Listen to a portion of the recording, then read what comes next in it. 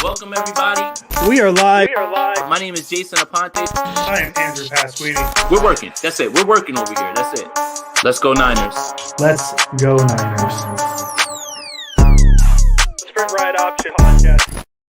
As Nick Bosa probably said to himself earlier today behind a bleachers in a high school in Wisconsin, it is go time. New episode Sprint Ride Option Podcast. I am Andrew Pasquini, joined as always by Jason Aponte. Jason, how you doing on this lovely Friday? I guess night for you, evening for me. How you doing today? It's Whip the Packers ass Eve.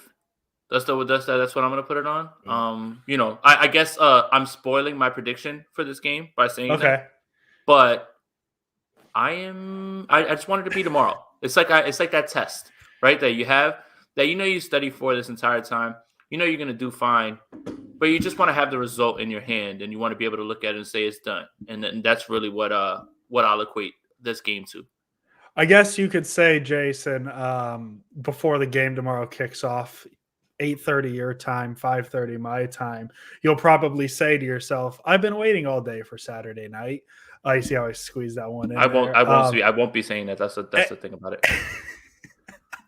And I didn't expect that cold of response on that. I'm sorry. I don't like it, and you just continue to poke the bear about it.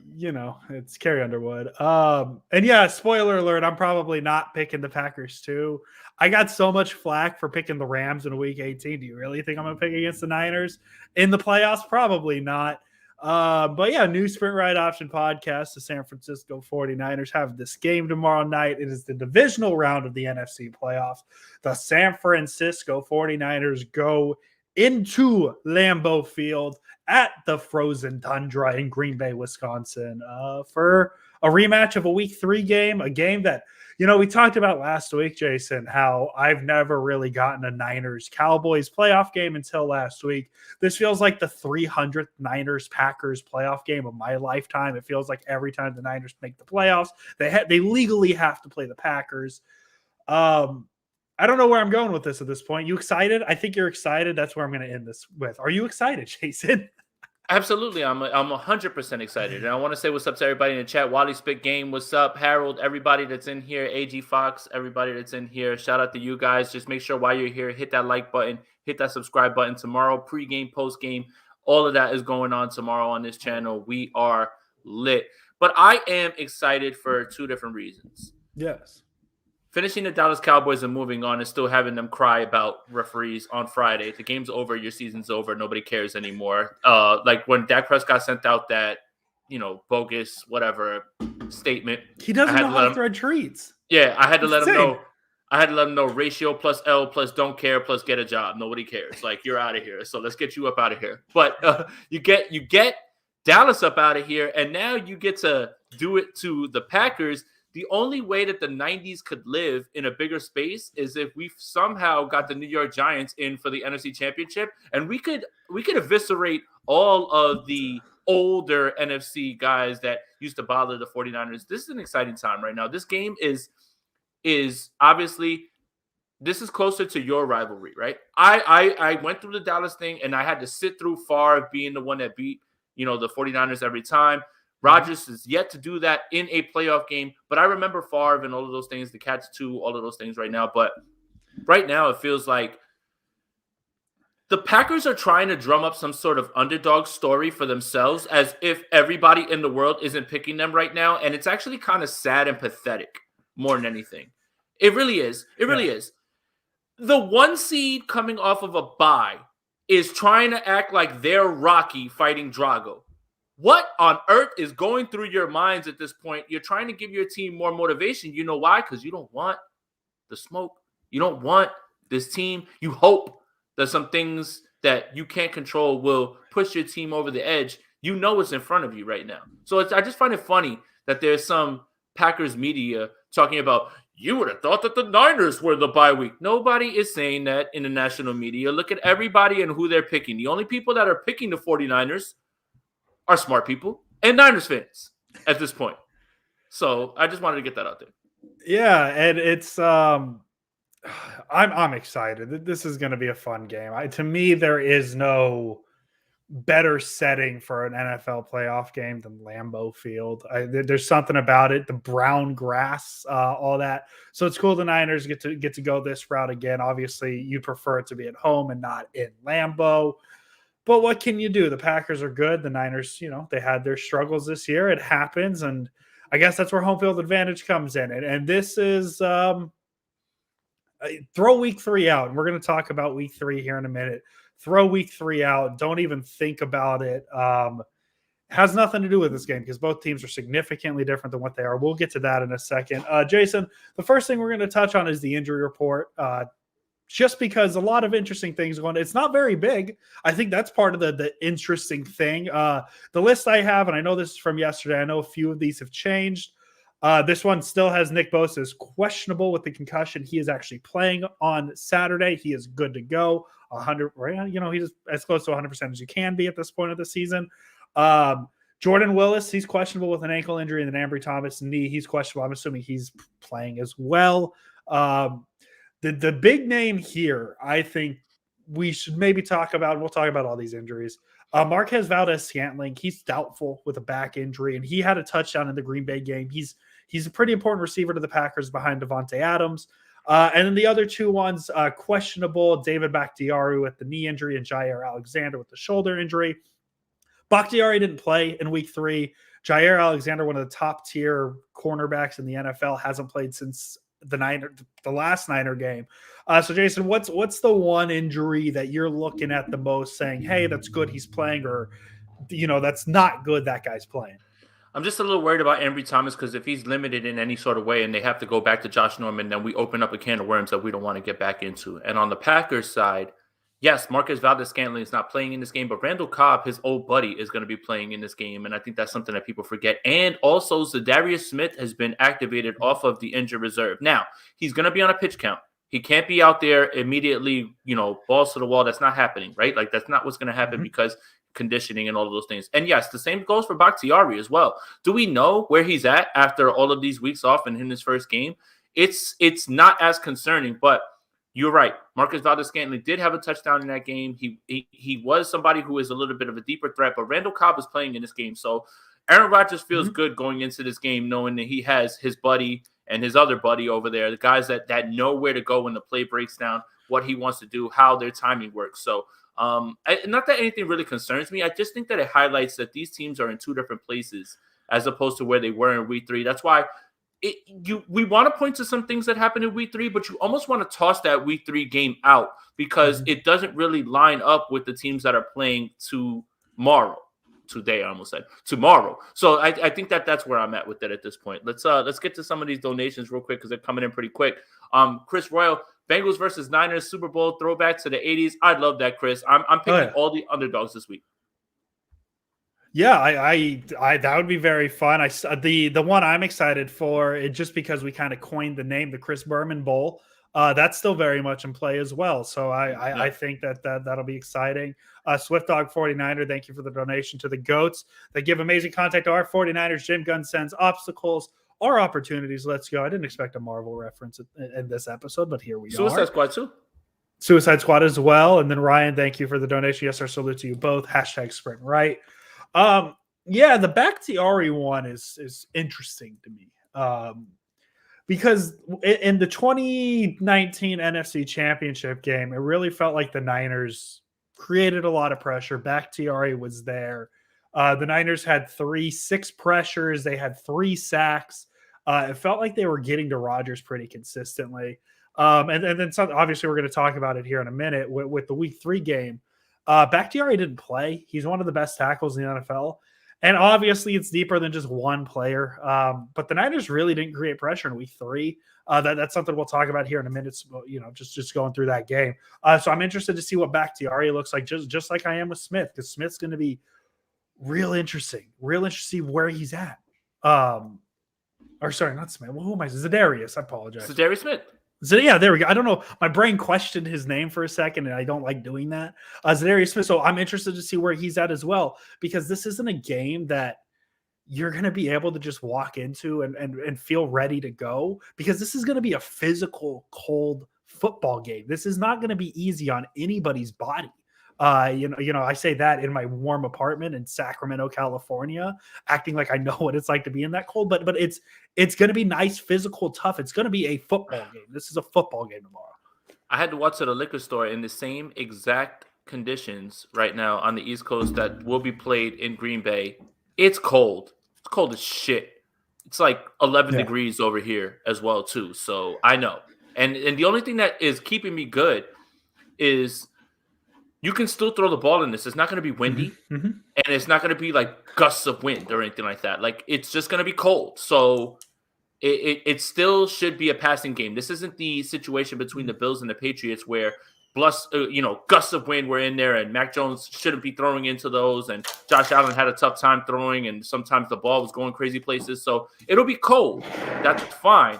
But these are grown men, and many of them have grown up in cold area places. George Kittle, Iowa, Jimmy Garoppolo, Chicago, literally a stone's throw from Wisconsin. So yeah, I mean it's just cold. It's not windy, but it's cold as shit up here too. In New Jersey, man, it's pretty bad. Yeah, and that's where I actually was going to start with the week 3 conversation, because I have a few differences between week 3 and what's going to happen tomorrow. There's a few obvious ones. I have 5. If you think of one that I missed, Jason, you tell me. The first being the weather. I don't know if you knew this, Jason. September in Santa Clara is significantly different than Green Bay, Wisconsin in January. I was there. It was a very cold 69 degrees in Santa Clara. Nice. 15-mile-per-hour winds and clear skies week 3. Saturday, we have a high of 20 degrees, a low of 7. Around kickoff, it's going to be 12 with a feels like 1 degree. So that's the first obvious difference between this game and the last one. We just talked about it. We don't need to dive into it. The second difference that I found, the 49ers running back situation. Week 3, Trey Sermon led the 49ers with 10 carries and 31 yards. Juszczyk had the second most amount of carries that game with 5. And he started the game. He was the first running back on the field in that game. He did start the game. So that's where the Niners running back situation was in week 3. Tomorrow, it's Elijah Mitchell. And Deebo Samuel is going to be the second guy behind him. A fun stat that apparently people didn't want to hear that I think is interesting. 234 carries this season for Elijah Mitchell, no fumbles. So that's something you need in cold weather games is a guy you can rely on. And Elijah Mitchell's been reliable. So the running game is the first really big difference between week 3, Jason. Yeah. And that is that all, or did you have some other ones? Oh, I was just going to go piece by piece, but if you want me to go all at once, I'll go all at once. Just go through them, and if I have any others that will line up, then you know what, this is your time. Let's go. 49er cornerback situation, a little different. Emmanuel Moseley and Deommodore Lenoir started. Norman and Dante Johnson took snaps, significant amount of snaps. Excuse me. Tomorrow, Emmanuel Moseley and hopefully Ambry Thomas are going to start. K'Wan Williams is going to play as well. He wasn't there week 3. That's huge. He was, but he left the game. He left early, so he didn't play a ton. I didn't see I just looked at the stats. I didn't look at the pitch count. Yeah, so he's named into Pierre, so he didn't play. The one play that I was able to pull up the slot fade, he was actually hit on that one, and that's when he actually hurt himself in that game, and things kind of just went the other way. So he was there for that game. That's what it was. I remembered. I for some reason remembered that he did play, but I was looking at the box score, couldn't find his name. But there we go. But he didn't play a lot. That's important here. Dante Johnson could take some snaps. Norman likely won't see the field. So that's a huge difference. And the Niners' defensive backfield feels different than it did in week 3. The Packers' offensive line performance. Bakhtiari didn't play. The Niners only had 4 pressures, 2 hurries, and a quarterback knockdown. The pass rush for the Niners feels like it's been clicking lately. You also have Jordan Willis, who didn't play in week 3, who's been a big rotational piece in this line, as well as Charles Omenihu. He's been a big piece in this line. He wasn't there in week 3 as well. And then the last one I had was the Packers defense. Sounds like Jair Alexander is going to play. He had an interception on Jimmy Garoppolo. And then Zadarius Smith or Rasul Douglas. The other name that isn't really talked about in the Niners or the Packers secondary next to Alexander, or hasn't really played next to Alexander, is Rasul Douglas. He was signed before week 6. He has 5 interceptions in 12 games played. And then we already talked about Alexander. So there's the 5 big differences I noticed just going through the box score. I don't know if you have any off the top of your head. I know Valdez-Scantling being out probably is one as well. But there's the 5 differences I had. Yeah, the big slot is not going to be Mohamed Sanu in this game. It's going to be Juwan Jennings, who has been much more productive in a short period of time. That's quick. As far as offensive lines go, Jenkins didn't play as well for Green Bay. And that was something that, a lot of us predicted, what are they going to do on this offensive line? How are they going to stop this pass rush? Everybody should feast. Well, Aaron Rodgers did a great job of using the short game, getting the ball out quickly, and I expect that to continue. And they also chipped Nick Bosa a bunch. So I expect that to continue. This team is going to have its chances right now because the pass rush is in a place that it wasn't in week 3, but they still will move the ball out quickly out of there because it doesn't matter who is on that line with the way that this pass rush is playing. Aaron Rodgers is not going to sit back there, and he gets the ball out quickly, and he understands reads, and he's very good pre-snap. So you're going to have to watch out for that. What I'm going to point to on the 49ers offensive line that's a little bit different from that time is that Kenny Clark blew that game up on the interior. Alex Mack has been a stalwart now, a stud right now at this point. This is a completely different interior O-line than what you've seen before. And this offensive line right now has been impenetrable, basically, at this point. And right now, Kenny Clark, if he thinks he's going to do that again against Alex Mack, I got news for you, dude. That's not how this is going to work this time. So again, week 3, you could point to certain things that you could look at them and say, this is, something that you need to stop. Obviously, you need to stop Davante Adams. Easier said than done. He also went crazy in that game for like 11 catches and 100-something yards and a tud. But these are 2 different teams in 2 different spots right now. A lot of those guys on the Packers side are trying to get back up to speed. The 49ers have been playing playoff games for the last 4 weeks. And now they're as healthy. Yeah. And now they're as healthy as they can be. So this is why if I feel like I'm overly optimistic, it's just I'm viewing 2 teams in different spots. And I'm viewing a 49ers team ascending at the right time while they're being healthy. Fred Warner has no injury designation in this game. And Nick Bosa is going to play. And the cornerback situation is much different. And now we're talking about the offensive line playing differently. It's just not the same game, right, at this point. And then when you want to really get overly optimistic about it, here's what I took away from that game. It took the Packers and Aaron Rodgers to go down the field in 37 seconds to try to win this game. As bad as the 49ers played in that first half, as poorly as that offense looked, it still took them that much to finish this game. So here's what you have to expect, that it can't be that bad in the first half again, especially when your running game is a lot different. No disrespect to Trey Sermon, but Elijah Mitchell and Deebo Samuel are better. That's the thing. It's like you start to look at this objectively, right? Like don't get your feelings wrapped up in this, and I'm not. You start to look at this objectively, and the 49ers are in a better spot right now. Yes. And this is why Packers fans, they can say whatever they want about, well, we're this and we're that. You don't want this. Nobody wants this. Nobody wants this team because they present so many problems and they go on the road and they punch you in the mouth. So, they got some guys back. That's good. I don't want any excuses. We got some new guys, and we got the way that we're looking right now. We're going to see. And I got it the way that I got it, and we'll talk about it at the end of the game. But the 49ers are in a spot right here, man. They really are in a spot to do some damage, man. Brandon Ayuk was largely absent from that offense as well, too. That's not happening anymore. So, Packers, you got problems, man. You got problems at your doorstep right now. I get it. You're home. That makes you feel safe, right? Oh, we're at home. They can't. Oh, we were on the bye. They can't. No. You puffing your chest out. You sound like Micah Parsons a little bit now when I start to listen to Packers fans a little bit. And you mentioned Davante Adams last game. 18 targets, 12 receptions, 132 and a touchdown. The next closest receiver in terms of targets that game was Marquez Valdez-Scantling, 4 targets. So like that's another big injury for the Packers, but you mentioned Adams. And then also Brandon Ayuk. He had 6 targets that game, which at that point was a lot because remember, he had 0 targets week 1, 2 targets week 2. Ayuk's definitely in a different role. So is Samuel. I mean, back when this game happened, Deebo Samuel had 2 carries. That's when it still felt like gadget plays, right? It felt like, oh, they're just trying to get Deebo the ball. This is a gadget play. So these 2 teams are significantly different spots. And Jason, I want to go as far further than what you said. With like, you look at this matchup.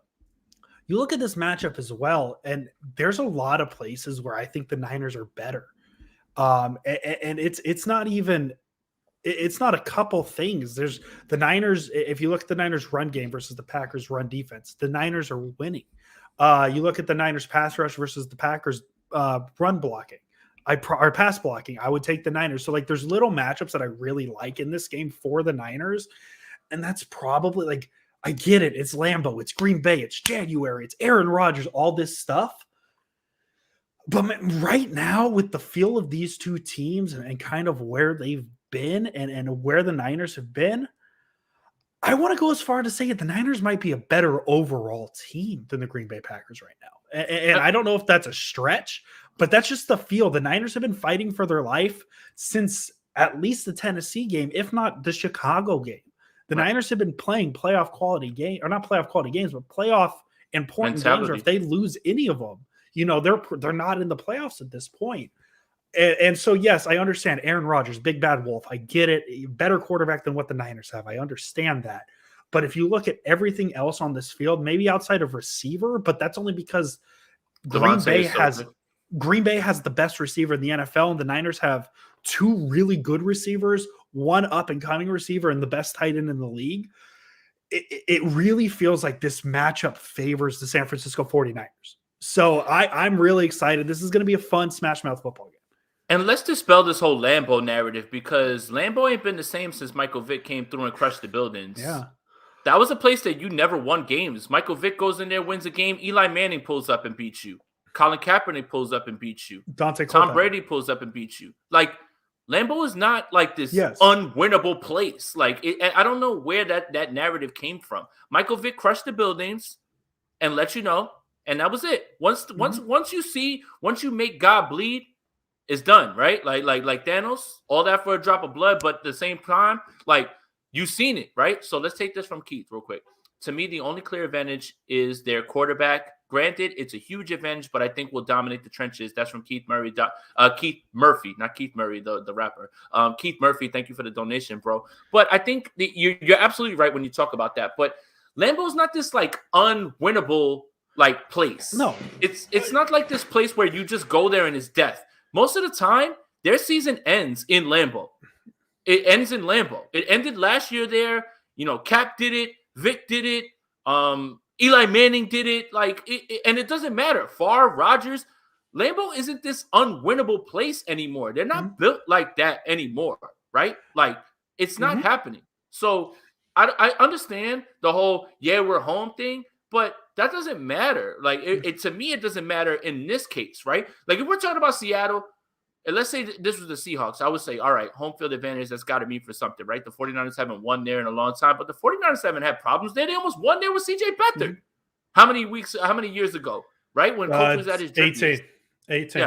Yeah. So, like, let's chill out, like, with the whole Lambeau is this unwinnable place. And, KP, real quick, A-Rod has a chip on his shoulder, so he's going to be playing very well. KP, A-Rod has been screaming about how the 49ers would be mad that they didn't draft him since draft day, and he's never beaten the 49ers, not there, not here, not on Mars. If he's got the chip on his shoulder now at year 38 in his life, he got problems. Aaron Rodgers always has a chip on his shoulder too. So like he's a grumpy man. Yeah, especially with the Niners, it doesn't matter. Like that narrative probably should have died with the Kaepernick game. It don't matter. Cap did it. Garoppolo did it. Like, it doesn't matter. That chip on your shoulder don't matter. We get it. He's the best thrower of the football I probably have ever seen. But that man will fold and take his ball and go home if you hit him in the mouth. And you know why? Because he'll say, you know what? Nobody's going to blame me. Who cares? Right? Well, they lost. Nobody's going to say it was on me. Whatever. I get to go home, and I'm going to go hang out with the dude from Fantastic Four, Miles Teller, and we're just going to go kick it for like, he doesn't care. Like, he is not caring about the Super Bowl or any of that. Like, he really doesn't, because he knows he loses the blame. The blame never goes to him. He does not care. He's not built like that. Like, in terms of, if we lose, I'm going to like lose my mind. No, he doesn't care. They lose, he goes, and he just is like, all right, where are we booking our vacation at? That's just how he is. And that is not something that is an opinion. That's an objective fact. Yeah. Every single year, that's how it is. Yeah, and that's something that rubs people the wrong way with Rodgers. It is what it is. It's just his personality. I'll go back to real quick the Lambeau Field talk, because you make a good point. Yeah, it's not as scary. I think a lot of what it is when I was growing up, Lambeau Field was that place, and now it's It's the spooky house down the street, right? You hear the stories about it. It's scary. They're terrifying. But then you go to the house and you investigate. And it's not really that scary, right? It's just the stories of Lambeau. But the other thing is too, and Paul, thank you for the donation. Clarify: Rodgers won plenty of times, but never in the playoffs. He's not built to beat them in January. And that's part of what I was going to say. Being built. I'm not worried about Lambeau Field or any cold weather place because and I said this on Monday, the San Francisco 49ers are built to be a cold weather football team. They are a smash mouth, punch you in the mouth, beat you up. And that's what you need to be in cold weather, because I think I said this verbatim on Monday, is when you get hit in the cold, it hurts that much harder. And you got guys like Deebo Samuel, you got guys like George Kittle, like Elijah Mitchell, who aren't looking to make you miss a tackle. They're looking to make you get beat up, run through you, and then make you miss that tackle. So I'm not concerned about the weather, about Lambeau, about anything. It could have been snowing tomorrow, and I wasn't worried, because the way the Niners play football is very smash mouth, and that's what you need to be in cold weather games. I would argue that if you just give me two teams, right? Team A, Team B, and said these two teams are going to play at Lambeau Field in January, I would say the Niners are the team that's more prepared for cold weather. And I know that sounds wild because it's the Green Bay Packers, they're a cold weather team. I get that. But if you take away the branding and you just say this is Team A and Team B, and you have the Niners roster on Team A and the Packers roster on Team B, I would say the Team A, the Niners, would be the cold weather team. So I'm not worried about the cold weather whatsoever. I think it's going to create a fun Keith, thank you. Thank you for the donation. I renamed our special teams just be normal team. I like just net zero. Like, look, we don't need anything positive. We just don't need anything negative. Just be normal. Just do nothing. Like, just be normal. Do nothing. Don't offer anything. Don't add anything. Don't lose anything. Offer nothing, please. Special teams. The only thing that makes me feel good. The only thing that makes me feel good is that the only team with worse special teams than the San Francisco 49ers, Green Bay Packers. Mm-hmm. Hashtag cancel 49ers special teams. That's my hashtag. I keep going. Hopefully I don't use it tomorrow.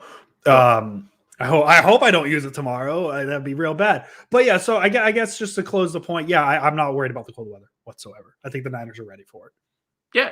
And, again, this is a game where I think I saw a comment in here. I missed it. And it was about secondary. And yeah, you could have a better secondary, right? Like the Rams have a better secondary than the 49ers. They obviously have Jalen Ramsey, right? But you don't go attack them. You attack where you need to. Devontae Campbell have a day trying to cover George Kittle, because I think George Kittle's gonna have a big game this game. This is it. This is Kittle's game this week, and I'm gonna start with this.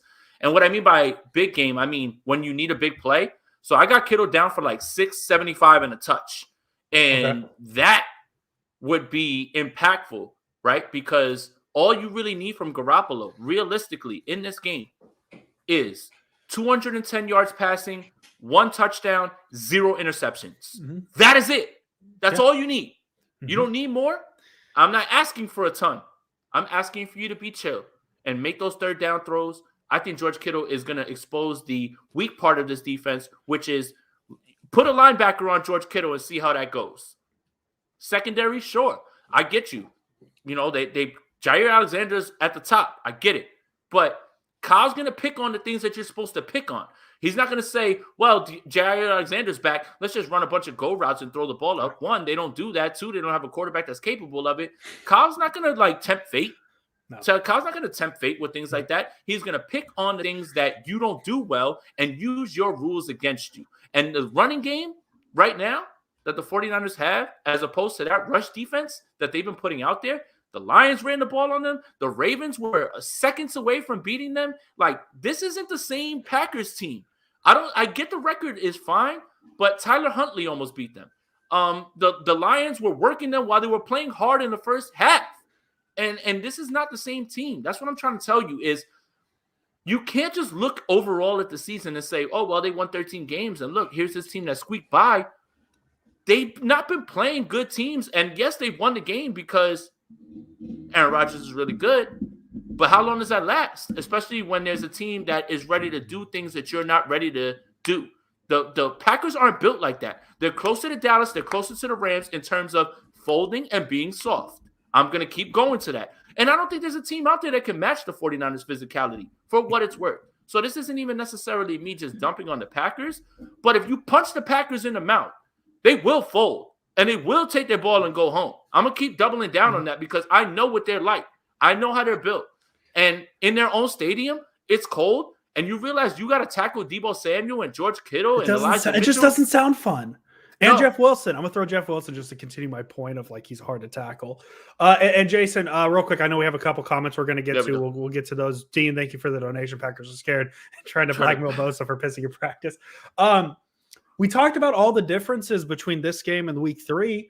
And you hit on probably something that won't be different, and that's George Kittle. George Kittle was targeted 9 times in week 3, 7 receptions, 92 yards. And in 3 career regular season game against the Packers, because they don't include postseason in this, he has 21 targets, 17 receptions, 251 yards, and a touchdown. So obviously, Kyle Shanahan sees something he really likes with George Kittle against Green Bay Packers, and he's going to continue to expose it until he can. Tony, thank you for the donation. Over under 1.5 sacks for Nick Bosa. I'll let you start, Jason.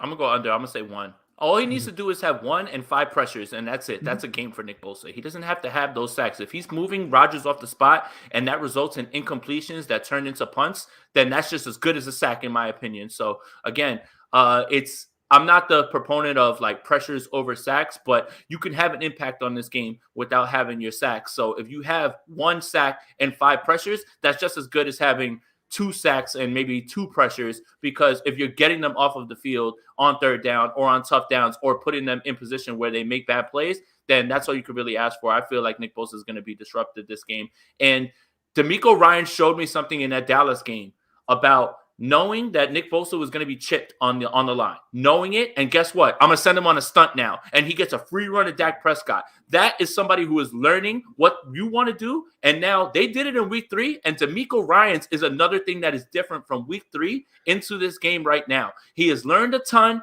He has learned a ton from how to play if they do have a chance to maybe come back and kick a field goal at the end of the game and how not to defend. He's learned all of those things. Right now, that team in week 3 is not the team that's in front of this Green Bay Packers team. And that Green Bay Packers team is not the same that's in front of this Niners team. But I will take my chances every single day with this 49ers team right now, with the way that they are playing, how physical they are, how good DeMeco Ryans has been, how healthy that they have been. I'm going to take my shot every single day with this team right now because they have the ingredients to knock anybody off, and they are a problem for everybody. I'm going to go under as well, but he's going to be responsible for at least 2 or 3 sacks tomorrow. Whether he gets 1 himself or if he takes, let's say, Bakhtiari out of a play and Omenihu leaks behind him, things like that. That's where Nick Bosa is big to me. And that's why I personally, Jason, I value pressures over sacks. I'm a big, because sacks are cool. Sacks are great. I love sacks. Sacks are great. They back the offense up.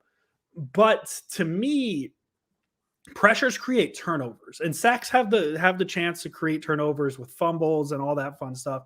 But pressures create the turnovers, bad throws, interceptions, all that. I like a guy who can get back there, create the pressure. And if Bosa gets a pressure on a play, maybe Omenihu's getting a sack. Maybe Ebukam's getting a sack. Maybe, Armstead's getting a sack. I'm just going to name all the defensive linemen, I guess. But you know what I'm saying, right? Is I will take the pressures over the sacks personally. I'll take under 1 sack. Or 1.5 sack, but he'll probably have 1 or a half, but he'll be responsible for at least 2 or 3 himself. Jason, before we go on to our next part, whatever it may be, we have 385 people here watching live. Wow. So you know what? If you're new here, because you probably are, if this is your first time watching the Sprint Red Option podcast, subscribe to this YouTube channel. It's a great YouTube channel. It's my favorite YouTube channel. Valentine's Day is coming up. Super Bowl weekend, Valentine's Day weekend. I can't think of a better weekend for you and your girlfriend than watching the Niners win the Super Bowl over the Buffalo Bills and then gifting the gift of Jason Aponte for Valentine's Day the very next day. So subscribe, like, share this channel with your friends. Go like us on Apple Podcasts and Spotify, Sprint Red Option Podcast. If you like what you're seeing, we love you guys. If you're first time, we love you just as much as everybody else. So please stay with this podcast. Sin, thank you for the donation. Speaking of somebody who's not new to this podcast, somebody who's been here since day one. Will Aaron Rodgers avoid the pass rush by releasing the ball quickly? Yes, very much yes. Yes. Absolutely. Jason, go if you want to expound on that. Yes. Yeah, that's what he did in the initial game. They chipped Nick Bosa. They got the ball out. The quick game is how they're going to do it, and you can expect a little bit more of that. What I expect is a more ferocious defense that will make tackles at the right spots. You want to run that quick game, cool. We've got guys in position that will swarm to the ball, and we're going to still put you in different positions. Again, defense is in a completely different spot right now, playing at a different level, and you have to realize that DeMeco Ryan saw what you did in week 3 and is adjusting to that right now and is playing better. And Andrew made the point, and I think I'm starting to lean with him, that DeMeco Ryans in year 1 is better than Robert Saleh in year 5 as a defensive coordinator. Yeah, and that's the thing I think I really like about Ryans versus Saleh. And you know, I'm learning football still, right? I'm learning the X's and O's and all that fun stuff. And so maybe it was just me not knowing, you know, back, but it definitely feels like you mentioned adjustments. It definitely feels like DeMeco Ryans has more adjustments in himself than what Robert Saleh had. So I'm interested to see how he adjusts to this game. The quick pass is going to be a thing. Now, is he going to press more to try and take that away? How's he going to deal with DeMeco Ryans? Because Demi.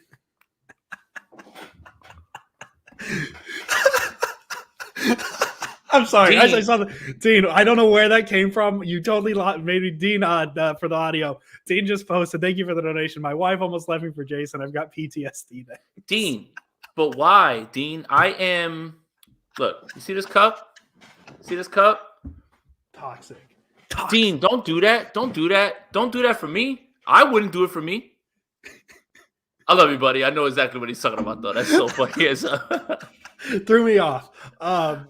I don't even remember what I was talking about. Oh, yeah, no, DeMeco Ryans and his ability to adjust. I'm really interested to see how he does it because this is, like, let's be honest, this is a hard offense to adjust against because Aaron Rodgers and Devontae Adams are that good, right? If you're trying to take away the quick pass, I have complete faith in Aaron Rodgers to step back and air it out and get a 65-yard touchdown. The Packers are going to score points. Yeah, this is not going to be a low-scoring game. Like no. The Packers are going to get there, and it's fully possible, Jason. Like this is going to be one of those games where the Niners could win 35-30, right? And we can come back and we can say, "Holy shit, what a game from DeMeco Ryans! What a game from DeMeco Ryans!" So it could be one of those games. Absolutely. This is going to be a high scoring game. And that doesn't necessarily mean the defense is going to be bad. It's just going to be Aaron Rodgers and Devontae Adams are very good. Yeah. And I've got the Packers scoring points in this game. This isn't going to go the way that people believe it will in certain instances. Like if you believe this is going to be the 2019 NFC Championship, I got news for you. Jimmy Garoppolo is going to have to throw the ball a little bit more. That's why I'm calling for 210 and a touch. That's it. I'm not asking for much, bro. As an NFL quarterback, in an NFL game, 210 and a touch and no interceptions shouldn't be too much to ask of you, dude. It really shouldn't, okay? But you're not going to get by having him throw the ball 8 times a game. No. That's just not going to – that's not going to happen in this game, right? Like in that instance, in 2019, that defense was super elite. And again, Packers folded because they got punched in the mouth. But Raheem Mostert – wasn't just taking those for 10 or 15 yards. Every single time he touched the ball, it felt like he was in the end zone. And there's nothing you can do when the other team is putting up points like that. I don't anticipate that in this game. I've got it a lot closer than that. But I still have the 49ers coming out on top because of what they do and the problems that they present for the Green Bay Packers. So let's just pull up some of these real quick. We got a couple donations. And maybe we'll go dark for a little bit. Maybe we'll go dark for a little bit if we want to get more questions out, if that's okay with you, Jason. So Gabriel... thank you for the donations. Do you think they make Ambry Thomas press Devontae Adams? Thomas was a press cornerback in Michigan. Thoughts? Also, I love the show, fellas. Great jobs. Yeah, I think we could see more press coverage just to try and at least take the idea of the quick throw out of Aaron Rodgers' head. He's probably still going to make quick throws and hit them perfectly because he's that good at being quarterback. I get it. But I wouldn't be surprised if we see more of it. It's you got to put a lot of trust in Jaquiski Tartt and Jimmy Ward in those situations, right? And I think the trust is absolutely there. So yeah, I think we'll see more press. I just think that there's ways to run a little bit of press while running the coverage zones that they ran, because they ran it for almost 70% against Dallas, right? You don't want to leave guys on an island with Amari Cooper. You obviously saw what happened when K'Wan Williams was lined up on him. That was just, you guessed wrong at that point. That was a wrong matchup, CeeDee Lamb, all those guys. So there's ways to reroute Devontae Adams, right? Like if Ambry's in cover 2, he can just reroute him and just knock that timing off just a little bit. And if you do that and your pass rush is getting to the quarterback, then you can really make an impact in that way. I don't suspect that the 49ers are going to go man a lot in this game. I think they're going to do what they have done while DeMeco Ryans has had the reins with Ambry Thomas. They're going to either try to do what the Ravens did, which was absolutely bracket him and say, you know what, throw it to somebody else, or they will run cover 2, cover 3, and try to mix up those coverages. Because if you look at the quarterback rating for Aaron Rodgers against man and against zone, it is a significantly different number, and it drops off against zone. You would think that somebody who is as smart as that would get through it, but they're very much a timing offense, and if you're able to disrupt that timing and get to him, it's a recipe for disaster. So Gabriel, thank you for that. I just don't know if they're going to leave Ambry on an island where they want to have him press. He can knock guys off the ball and get right back to his spot, and then everybody else, if they're sound and in their assignments, can take care of that. So I think that's what we'll do, at least a little bit of that. So let's take this one from Lynn Tran. Hope I said your name right. Thank you for the donation. Fair to say Shanahan's offense struggles in bad weather games. Washington, Baltimore, and Colts games come to mind. It's hard to execute a perfect 15-play drive. Easier for Rodgers to chuck it up. Well, Washington, it was pouring rain. Baltimore, it was pouring. All three are pouring rain. Yeah. So I will say this. It's not going to be windy. It's not going to be raining. It'll just be cold. I don't foresee those issues. But you're not wrong when you talk about Washington in 2019. I was there for that game. Worst game of my life. I bought field tickets for $12. It cost me more to park. It cost me more to park at Washington than to do that. Baltimore was raining, and the Colts game, it was severely raining. And that defense was just giving up all the PIs. Honestly, that's a game that if you're looking back on the season that the 49ers should have had, that's the one that you probably should be more upset about. But I don't foresee those problems. Andrew? Yeah, no, I absolutely get the thought, but you're talking about 3 rain games and like 3 heavy rain games. Like the Baltimore game, it wasn't as heavy, but it definitely was raining. This is just a cold weather game, and as we said, I think this favors the Niners more than it does the Packers. You got to remember, Jimmy Garoppolo is an Illinois guy; he's used to this weather. I understand the thought, but I'm not too worried about it. This guy, Raiders, okay. Okay. George, thank you for the donation. Hey, Jimmy Garoppolo likes to throw the ball through the middle versus Green Bay, is very good at defending the middle. What's the game plan? I don't trust Jimmy G. Probably still just try and get the ball over the middle, run the ball a lot. But here's the thing. I'm going to say it. Jimmy's had a couple like decent outside of the number throws the past couple of weeks. Yeah, he's missed a few. I know he had one to Jawan Jennings on 3rd down. So maybe they try outside the numbers here and there, but like now isn't the time to start changing things. And the plan is just try and get the middle of the field open for Garoppolo and make him comfortable. George, you know what's funny? You say that the Packers are good at defending the middle of the field. Every single team in the NFL that has ever faced Jimmy Garoppolo knows to be in the middle of the field. And somehow that eludes them how to do that. And a lot of that has to do with Cobb, because when you're running certain things, you can't load the box, and you're susceptible to that, and it gets Jimmy those throws. You would think, as a defensive coordinator, I would be prepping my guys all week. We are literally going to sit in the middle of the field and let 2 guys cover the rest, and then I don't care, just stand in the middle of the field. Stand in the middle of the field, right? You would think that, because it seems like Jimmy Garoppolo's throws are all there. But because of Cobb, because of the way they run the ball, because of the matchups that they present, and there's only so many guys on the field, and once Kyle gets a sense of what you're doing, he can still get Jimmy those throws. So, yeah, they defend the field well. That's cool. But styles make fights, and you can't just sit there in the middle of the field because, guess what? Outside zone. Now we'll just crap toss you to death. You know, like that's the thing is a lot of people want to argue that the passing game opens up the running game. But the running game opens up the passing game and vice versa. It's both. Yeah. It is absolutely both. And that's the thing. Yeah. So it's just weird to me. Like, I am nobody, right? I'm nobody. But if let's say, hey, today you're the defensive coordinator for this team and you're playing the 49ers, I would say, all right, guys, bring it on in. Everybody get close. We're going to have 2 guys on the outside playing against the 2 wide receivers, and we're literally going to sit 7 guys in the middle of the field, and we're not going to do anything.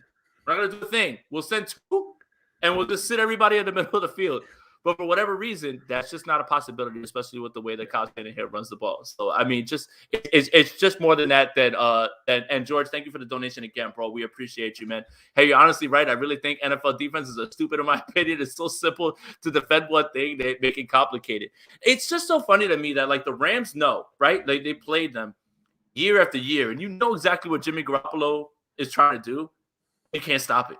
You can't stop it. There's nothing you can do. Like, you know he wants to throw the ball in the middle of the field, and yet Deebo Samuel punches it to the crib on a 4th down when you know that that's where he wants to go with the ball and ends the game. It's so strange to me. So, again, it's not so much about what the defenses are doing. It's just you have to be alert for the other things. You can't just sit everybody in the middle of the field, because then you know what? We'll have everybody will come out on a passing look and we'll just toss that thing out there. And now you don't have guys on the outside that can get to Elijah Mitchell, Deebo Samuel, and now you're giving up chunk yards after chunk yards. So it's a little bit deeper than that. But I do agree with you that if I was a defensive coordinator, I would just sit all my guys in the middle, like literally, and just say, all right, dude, make some throws outside of the numbers and beat us, or make some throws down the field or over our head and beat us. Jason, you want to make some predictions, and then we could do some after dark just for a little bit? Cool with that? Just like 15 minutes. All right, I want to, but questions. Okay. I want to, but Ozark's out, man. Like, and I need to calm down from all of this. Yeah, Ozark's out, bro. Big boy Lewis wants to know. Thank you for the donation, buddy. I feel a lot of nervous energy from the Packers. Shanahan lives in LaFleur's head. Meanwhile, Bosa taking a leak in public and not giving an F. Yeah, the Packers, their media, they're trying to hype the team up. They're trying to, they're trying to give them something. Look at all of these people picking against you. No, it's like one person on each panel, if it is anybody. Like, I've looked at all of the panels, NFL Network, everybody is running with Green Bay. Again, the only people that are picking the 49ers are the ones that are smart and are 49ers fans at this point. So the Packers are trying to come up with any way to keep that team excited, because they haven't played an exciting football game for 7 weeks. And it's not so easy to just snap it back on. And, of course, that's in LaFleur's mind. Look at Sean McVay celebrating 17-0. Don't tell me that doesn't matter right now. Don't tell me that guy's not thinking, oh, I can't wait to knock this guy out, because he tried to steal Aaron Rodgers from me in the offseason. He kicked me out in 2019. I won 13 games, and nobody's talking about me. Everybody's talking about Kyle. Yeah, it's definitely in their mind. Yeah, LaFleur is interesting. LaFleur's so good, man. He's such a good coach. I like him. But yeah, Paul, don't judge me, dude. I need to watch it before Twitter kills it for me, dude. And I've been waiting for Ozark for a long time. Plus, I need to calm down a little bit, right? Like, I'm a little out of pocket right now. No, you're never out of pocket. I need to calm down. Out of pocket. Well, this isn't spicy. I just need to calm down. Keep that blood pressure low. Jason, prediction time. I will start, and I want to do a thought exercise. I want everybody to close their eyes and listen to my prediction and imagine it at Lambeau Field. The Green Bay Packers, they take a lead, 28-27, 37 seconds left in the fourth quarter. It's cold. It's Lambeau Field. The Niners need a field goal to win the game. Jimmy Garoppolo puts the team on his back. He floats a ball over the middle of the field to Deebo Samuel, just over the fingertips of an extended Green Bay Packer linebacker. And Robbie Gould hits a 51-yard field, maybe a little shorter because it's going to be cold. He hits a field goal, 30-28, San Francisco 49ers going to the NFC Championship game. If Robbie Gould does that, I'll issue a public apology, because, I mean, I should already apologize anyway. But if we'll wait. Yeah, 30-28, San Francisco 49ers. But if he hits a 50-yarder to beat them in Lambeau, man, I will at him and I will say, I'm sorry, bro. I am sorry. I'm sorry. Like, I would literally say, yeah, I'm sorry. Look, I've got 28-24 49ers. It's going to come down to who can make a play at the end of the game. Now, whether that is the offense having to score at the end of the game or having to stop Aaron Rodgers, I think that this defense is well equipped to do that, and I think that the offense will be in a position to do that. But I got them scoring points. This game is going to feel uneasy at many times. This is not going to be your 2019 NFC Championship, not happening. But the 49ers are too well equipped right now, playing too well, too healthy. And Jimmy Garoppolo, here's what I'm going to say. Just when you think you're ready to write off Jimmy Garoppolo, right? Injured shoulder, messed up thumb, Didn't really finish that Dallas game out too well. Everybody's worried about Jimmy Garoppolo. This is exactly the game that Jimmy Garoppolo is going to make third down throws and make clutch throws that everybody's just going to be like, why, bro? Why can't it be like this every single week? So what I'm going to arch my analysis on is just when you're ready to leave Jimmy Garoppolo for dead, this feels like the game that he's just going to throw middle fingers up to everybody and then restart the conversation all over again going into the NFC Championship about who's the winner. Look at what he just did. It's just, to me, this feels like that moment that everybody has just said, Garoppolo's done. I'm so worried about him. And then he comes out and he's firing bullets. And for Kyle Shanahan to say, the thumb worries me more than the shoulder, that kind of puts me at ease a little bit more. Just does. It really does. They're going to shoot that thumb up. It's going to be fine. Probably wear a glove. But this is going to be a game where you're going to be like, damn it, Jimmy. Why weren't you like this in Dallas? The game would have been over like way earlier. Why weren't you like this early in the game against that game would have been over? But this just feels like the moment when everyone wants to write off Jimmy Garoppolo. And I'm not ready to do it because this is the moment where people start to pull your receipts, what you said, and all those things. And like I said, 210, a touchdown and an interception, that's a big Jimmy Garoppolo game right now. And that's what I'll take at this point. So I'm not asking for anything crazy. It's just crazy to me that this is the week that everybody's going to say, well, he's done. Well, he's cooked. And this is exactly when Jimmy Garoppolo likes to show up and be like, fooled you, heard you. This is what I'm talking about. You just got me really excited for the game tomorrow just with that. Like I'm ready to watch Jimmy Garoppolo now. Like you got me hyped up, ready to go to watch this game. Jason, since it kind of directly affects the Niners at this point, I don't need a final score. Rams Buccaneers, who you got? Oh, I got the Rams. Oh, you got I got the Bucks. I got the Rams. I have the Rams. I do actually, and I'm not even trying to be funny because I know who's in here. I'm not trying to be funny. I'm really not. It's less about that game that they played last time and just the way the Bucs are right now at this point, the way the Rams have been playing, they kind of just frauded out the Arizona Cardinals for everybody to see. I mean, who could have seen that coming but Andrew and Jason? But I've got the Rams, man, making enough plays to get it done. And I hate betting against the GOAT. Like I said, my 4 picks this weekend, and I'll probably get cold take for it. Bengals, Bills, Niners, and Rams, all underdogs. I got them all winning in this one, and it's just going to throw chaos to everything as well, too. I just don't see this going the way the Bucs think it will. I'm going to go the Buccaneers. I think they're going to blitz a little less. I think they got tired of getting torched by Matt Stafford. Stafford's very good against the blitz. I think they'll calm down. And I really Tom Brady to me, man, I feel like with his teams at this point, he's kind of where LeBron is and the great Spurs teams where he's like, we can play at this certain level, make the playoffs. And then when we get in the playoffs, we'll turn it on a little bit and we'll play like we know how we can play. So I'm going to go Buccaneers just because I have a hard time betting against Tom Brady in the playoffs. And I think they're going to change their defensive game plan a little bit. So we'll see. It's going to be a fun game.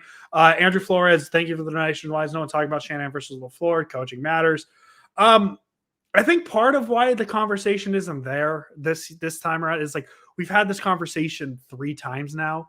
The Sunday night or 4 times now. The Sunday night game in 19, the championship game in 19, and then the Sunday night game earlier this year. It's a conversation it's kind of like talking about Shanahan versus McVay. We know what it is at this point. So I think that's why it's not as prevalent this time around. I don't know if Jason, you agree with me on that? No, I do. It's still Kyle, right? Like there's a reason that it's Kyle and then everybody else who's off the tree. So we know that for a fact. George Yu, thank you for the donation as well. We lost to Green Bay week 3 when we had no run game. Debo wasn't utilized. Our defense wasn't dogs. We lost by 2 points. Jimmy was our offense week 3.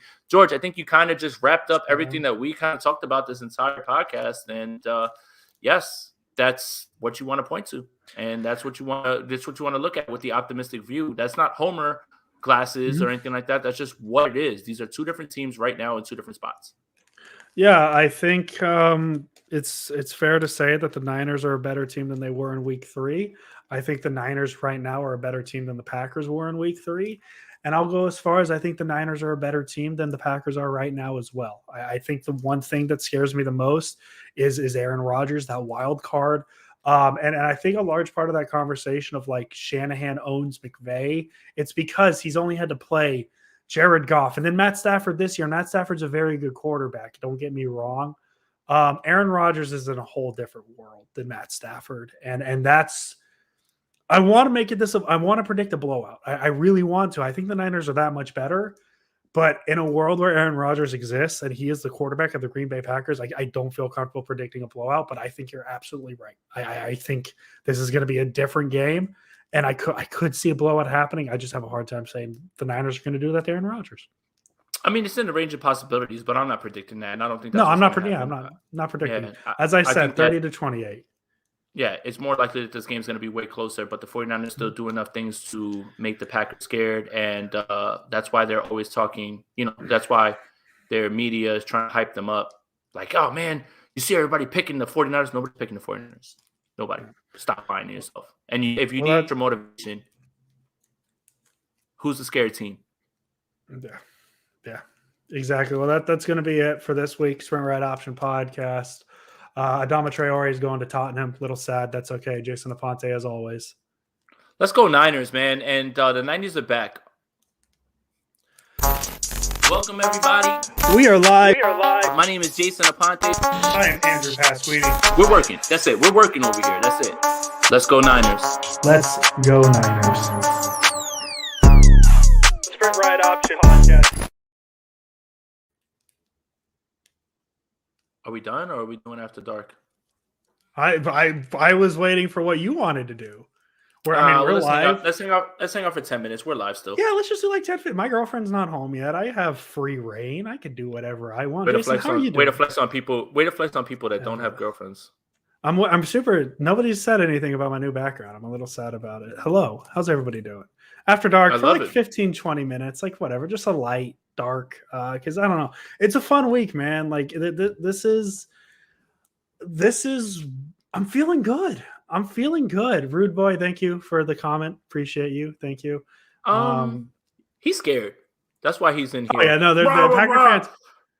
Packer fans are nervous. Look at us. Okay. Don't disrespect us. Look at us. He's scared. That's why he's talking like that. He's scared. They're nervous. It's all right, bro. Okay. It's all right, bro. It's okay. It's all right, bro. It's okay. We appreciate you. And hey, rude boy, we're making fun of you. We hope you're here on Monday, talking about the game either way, because that's how we are. Don, go ask Don Burr. Don Burr's been here since week 1. He's a Lions fan and he's a Niners fan now. But man, I'm feeling good about this game. I just not even just the Niners in general. I just feel good because I like. It feels weird, Jay. It's the playoffs and they're playing the Packers. This is the best I felt about the San Francisco 49ers since probably before the season started, because before the season starts, you sit there and you look at the schedule and you say, oh, the Niners are going to go 15-2, win. You're feeling good, because there's no games played. And then games start happening and you feel less confident, more confident, all that stuff. I feel this is probably the most confident I've felt in this Niners team. Yeah. I'm having fun. And we're not making excuses. You beat a team by 3 points. You gassed. Your whole team celebrated like you won a chip, because it's been a while since y'all won one. So if we want to get to it now that we're done with the podcast, we don't got to do the analysis thing. Like, we don't got to do that no more. Like, I can smoke boots right here real quick, man. Like, I'm not here to play. Your team is scared. You're scared, and that's why you're in here.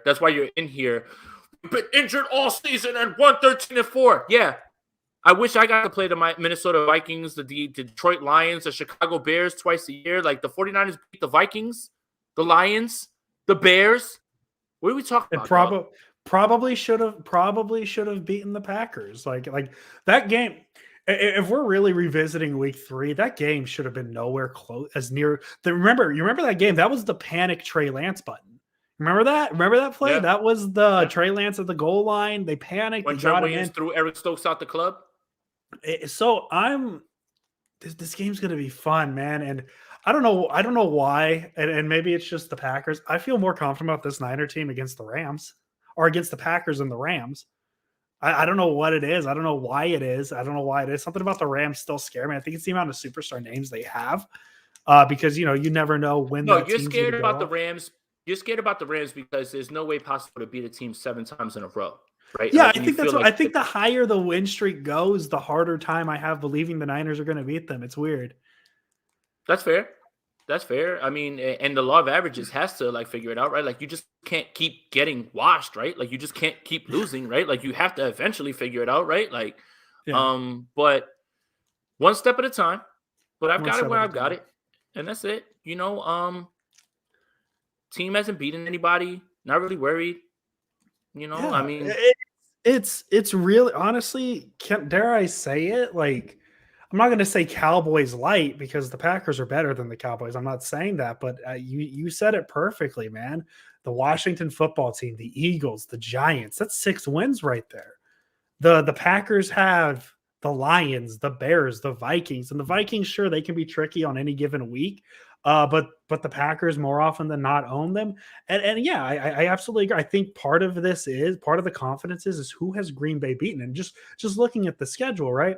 They beat the Browns, they beat the Ravens, they beat the Vikings. I'm just listing their wins. They beat the Rams. The Niners have done that 6 times in a row. It's great. They beat the Seahawks. The Niners don't beat the Seahawks. That's okay. Their only other playoff win was against I guess the Steelers count. So the only wins the Packers have against playoff teams are the Niners, the Steelers, the Bengals. And then I think that's it. The Rams. the Steelers Uh, are a playoff team, just like the 7th seed in the NFC was a playoff team by the Eagles. By someone had to make it. So get off that. The Chicago Bears basically would have finished that game off if not for the fact that that's where they were. So yeah, I mean, look, the Packers do a good job of getting 6 wins from their division. That's cool. And then you went yeah. 7-3 against everybody else. Good. Yeah. Cool. And something that feels like it happened a million years ago. You remember that one time Jameis Winston lit the Green Bay Packers up? Jorge, I'm in Midtown now, by the way. Vikings beat Green Bay before we played them this year. Man, that's pretty bad. But here's the thing. Oh yeah, you're right. The Vikings did beat the Packers. Yeah. Wow. That's a great point, though, what you just said. Can you say it again one more time? I honestly don't remember. What did I say? God damn it. It was such a good thing that I wanted to you forgot too. It's okay. No, week one. Yeah, week 1. Jameis Winston. New Orleans Saints in Jacksonville. Punch the Packers in the mouth and they'll go home. And they will fold. The Saints punched them in the mouth, and Aaron Rodgers is like, I don't give a shit, man. Who cares? I don't know why I sound like Rich, but I don't give a shit. Nobody's gonna bother me or anything like that. Like, who cares? And that's Aaron Rodgers. When they lose, Aaron Rodgers is gonna get to that podium and be like, yeah, well, I did my part. They didn't call it on 4th down the way I wanted. Like, that's your mentality, and it's from the top down. When your quarterback exudes that sort of, who cares? We lost. I'm about to go meet up with Miles Teller on vacation. Energy. Miles Teller's getting picked on today. Oh, good for him. That's his business. I love Whiplash, though. That's like one of my favorite movies of all time. But yeah. Oh, did we lose to the Titans? You mean the number 1 seed in the AFC? Did we lose to the Titans? You sound dumb. Like, was that a bum team? You sound dumb. They're literally on a bye and favored to beat the Bengals, and many people have been pegged to go to the Super Bowl. But yeah, we lost to the Titans. You sound dumb. Speaking of favorites, what's the spread Sunday or tomorrow? 5.5. 5.5? Yeah. Interesting number. Okay. I'm smashing that spread and the money line. So what's the money line? Plus 210. Oh, money. Okay. Do you know what the over under is off the top of your head by any chance? Oh, I don't know. Don't know. I'm going to try and find it. This is how I do the podcast, guys. I just Google things as I go. Packers, 49ers. Spread. Depends on the sports book you're looking at. Let me open up mine real quick. But I smashed money line and the spread for the 49ers. According to Caesars Sportsbook, Packers minus 5.5, over under 47. So I guess my prediction would be over. Both of our predictions would be over. Over. I would take the over on that. Right now, FanDuel has it at 5.5 plus 200 for the Niners, 47.5 over under. There we go. Yeah. Over. And I'll tell you. To the Titans.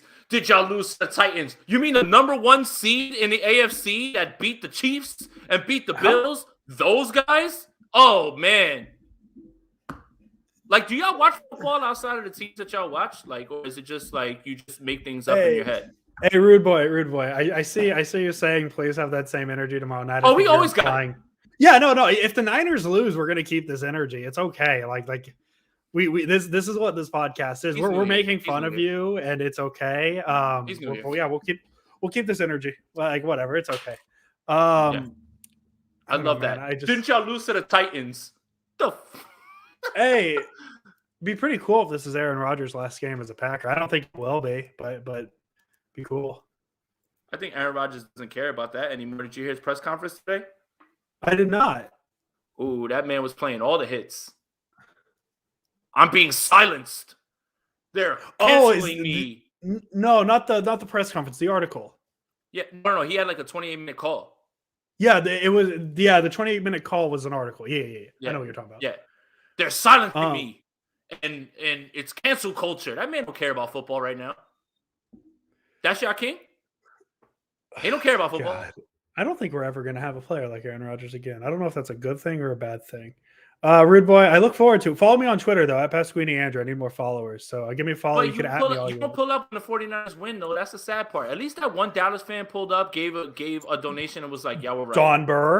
Don Burr is marketing pro. Twitter legend. Marketing pro still here. Marketing pro. We don't call marketing pro, but he's but he don't get no love because he didn't pull up after the 49ers whipped that ass. That's true. He don't get no love for that. Now he's pulling up because his team had a hat and t-shirt game where they went into the locker room and they all sat there looking at each other sad. That's disgusting. Y'all went out sad horribly, man. Hey, rude boy. I hope I see you tomorrow. Either way, I'm looking forward to it. No matter what, even if it's a Niner loss, I'm looking forward to it. Because if the Niners lose, we'll probably just ignore you, but that's okay. We can do both.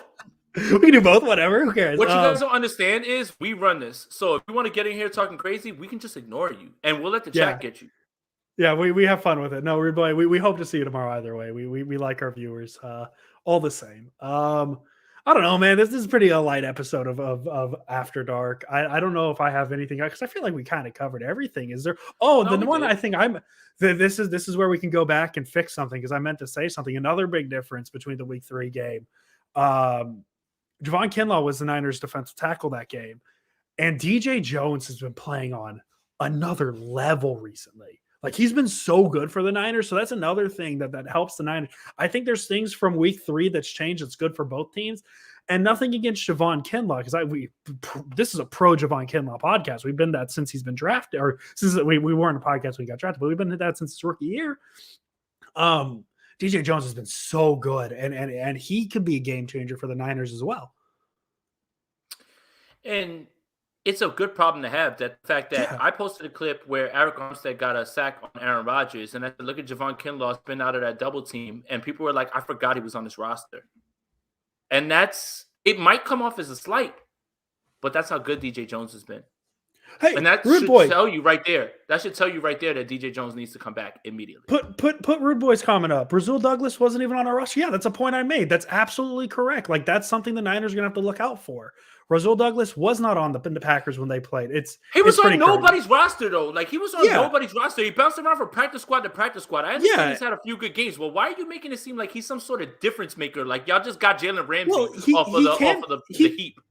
He can be. He had 5 interceptions in 12 games isn't something small, but yeah, like it works both ways, right? The Niners are going to have players they didn't have in Week 3. The Packers are going to have players they didn't have. So Rasul Douglas is the reason that your defense is going to play better. Let's just clarify that. Should we clarify? No, obviously, it won't go that far, but like if he has an interception, he's had interceptions.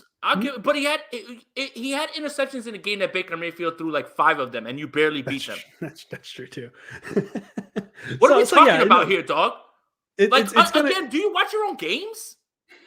You barely beat the Browns. You barely beat the Lions. You barely beat almost every team down the stretch, bro. This is wild to me. And you're sitting here puffing your chest out like you were just washing everybody.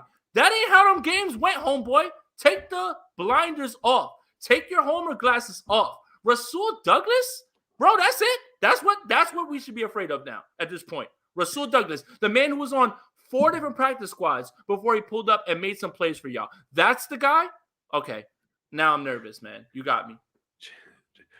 Jason, Rasul I hope Douglas. On I God's hope green earth, bro. I hope that clip doesn't end up on a Rasul Douglas. Like, look how good I was. I'm gonna be like, look, bro. First Go of after all, get off the Cody. Go internet. after Cody Thompson again.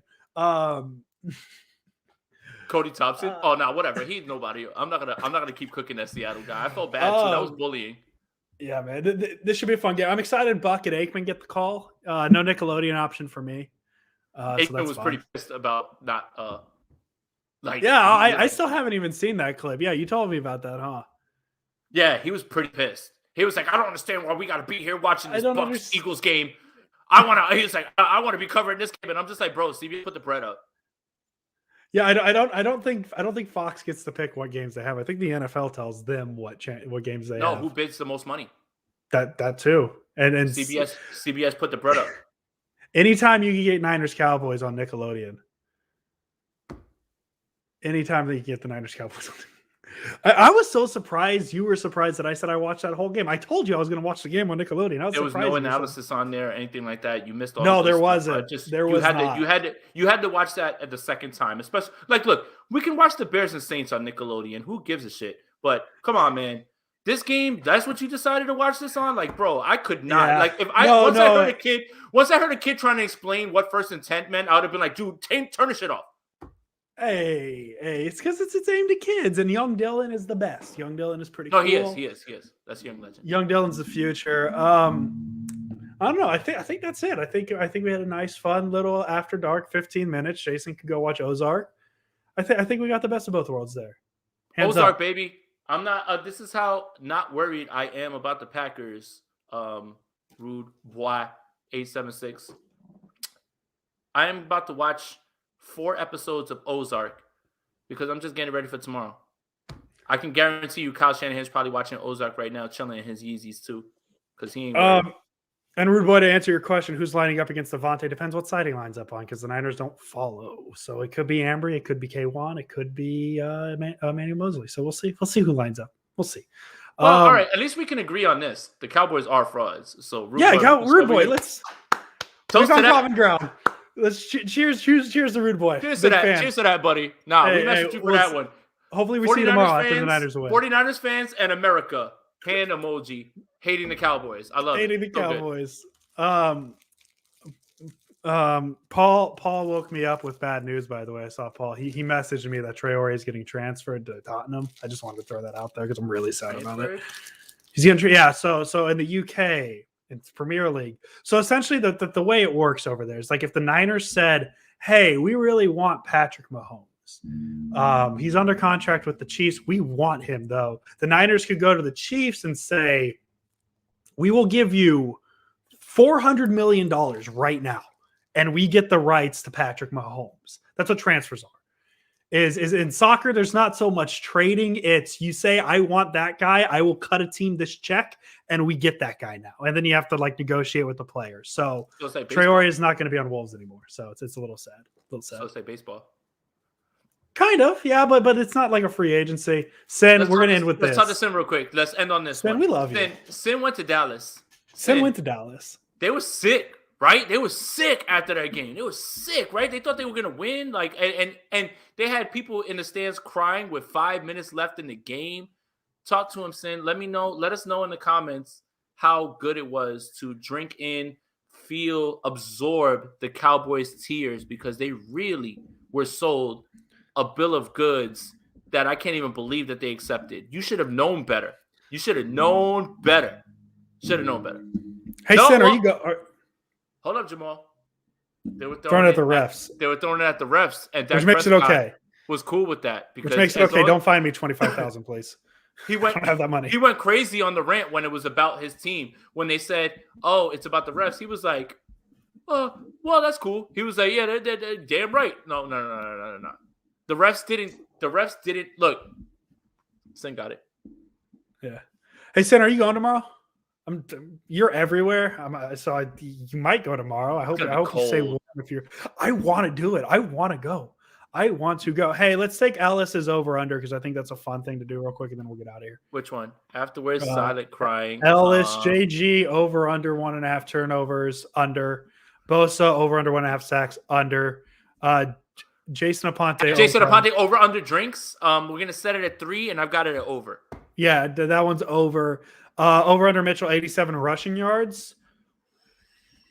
I'm gonna say under.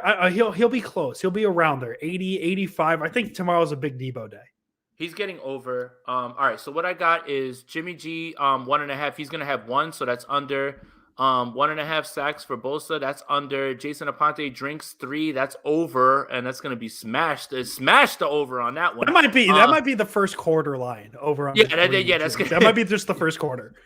Mitchell 87. I got over, and I got Kittle over 3.5 because I have Kittle with at least 4 for 70. So yeah. Yeah, I'll go over Kittle 3.5. But I'll go under. I think tomorrow's a big Debo day. I think tomorrow's a big Kittle game because they're gonna attack those linebackers, and I think that he's gonna get those throws and have those yak yards. I think this is a big Kittle game. I think that me being the optimist that I am and not knowing anything because I'm an outsider, I think Kyle's been waiting to unleash him in this game, and this is it right here. Like it has to be Kittle in no other way. Like when you look at the other playoff games, you don't need Kittle because those games were well in hand. 2019 NFC Championship game. Sorry, didn't mean to throw that shot out there. You don't really need to throw the ball at Kittle when you are running it that effectively. Same thing with the Vikings game and the way that things are going. But I think this is a Kittle game. I do. Fair. I mean, there's a ton of reasons to think it because we've seen it multiple times against the Packers. He always seems to have a big reception against the Packers. It's a big game-breaking touchdown reception. So we'll see. I'm excited, man. It's going to be fun. Jason, we'll be live with you after the game tomorrow. Depends how I feel. I might be a depressed boy. I might be a happy boy. And if I'm a happy boy, I'll come on. No. We're not speaking that into existence. We're going to be happy boys. And I hope Rude Boy pulls up for the post-game show.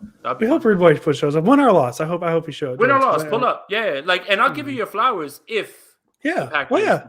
You know what I'm saying? We will be the first people to admit you were right, Rude Boy. Shout out to you. You know, and then Marketing Pro will pull up in here. I told you, but your team didn't do it. Stafford, Montana. Stafford, Montana. Henderson's back from IR. Look out now. Nobody care. We love you too, Marketing Pro. We love all our viewers. We love Jason. If you send a comment in here, it don't matter, negative or positive. You're sending our shit into the algorithm, so we appreciate you. Whether one way or another, you're helping. We love it. Jason, do you have any final thoughts before we get out of here? I don't, man. I got to get some food, and we about to get into this Ozark. I'm probably going to be up for a little bit. I'm jacked right now. But, yeah, let's go Niners, and Niners win. And pull up for the pregame show tomorrow on our channel and the postgame show. That sounds good to me. So be sure to subscribe, like, all the things, man. We have 171 likes on this video. We love it. Love to see it. Tell your friends. Send the link. All that fun stuff. Jason Aponte, as always. Let's go Niners, man. And Packers are soft. I had a cheese sticker. Welcome, everybody. We are live. My name is Jason Aponte. I am Andrew Pasquini. We're working. That's it. We're working over here. That's it. Let's go Niners. Let's go Niners.